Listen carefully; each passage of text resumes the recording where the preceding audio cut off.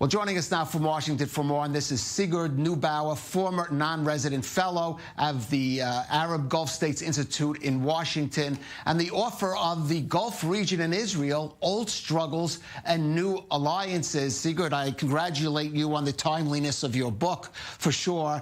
Let me ask you, I was looking at your Twitter feed. You say that this this F-35 deal really seems to have been key in the UAE agreeing to establish relations with Israel, but it was a bilateral deal between it and the United States. What are you suggesting here? That perhaps the U.S. went ahead with this with either informing Israel or not making it clear this would be part of the deal?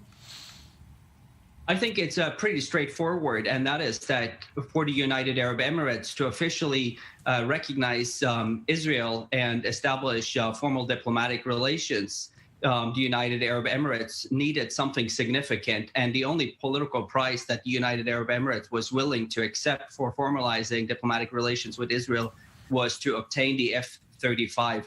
We know that the United Arab Emirates has had a strategic partnership with Israel really going back to since 2008, and the relationship has moved out of the shadows. But for the United Arab Emirates to cross the threshold of establishing relations with Israel, it needed something significant, and the only price acceptable to the United Arab Emirates would be the F-35, and that is the real hard politics behind this agreement. And whether or not, if the Israelis at the end decide not to agree to that principle, the agreement will most likely collapse as a result.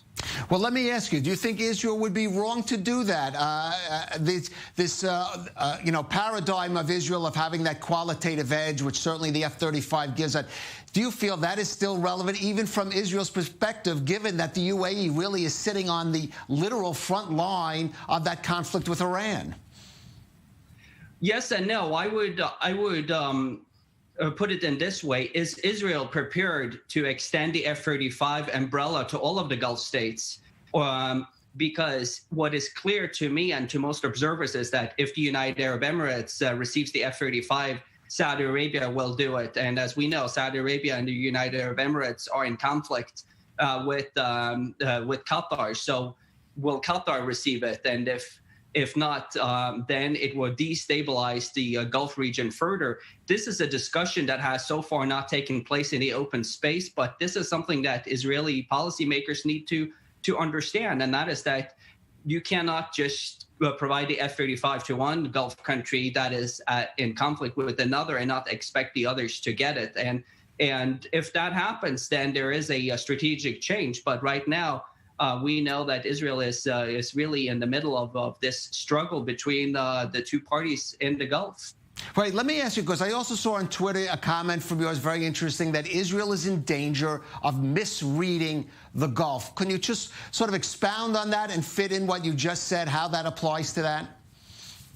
Absolutely, because what is really important to understand is that Gulf-Israel relations have not been transformed by the threat of Iran or by progress on the Palestinian front between Israel and the Palestinians, but rather Israel-Gulf relations have been transformed by United Arab Emirates striking up a conflict with Qatar and striking up another conflict with Oman. It is important to understand that Israel in the Gulf is a peacemaker because inter-Arab fighting has dragged Israel into the middle of this of these feuds on the Arabian Peninsula. And what has happened is that because of Israel's stabilizing role, the Arab states are moving closer to Israel, but it is not because of issues linked to Iran or to the Palestinians. So therefore, it would be a mistake for the Israeli public to believe that there's a sea change in Arab-Israeli relations, when in fact, it is concern over inter-Arab squabbling and how it plays out in Washington that is contributing to this new momentum. No, Sigurd, it's fascinating to hear you say that, because really just minutes ago, we had an analyst from Dubai who was, in a sense, sort of criticizing Israel for allowing that Qatari money to flow into the Gaza Strip, sort of warning against Israel against Qatar. Now you're saying Israel is being drawn into those conflicts. So what advice specifically would you have for Prime Minister Netanyahu or the Israeli leadership about how they should sort of negotiate these conflicting interests in the Gulf?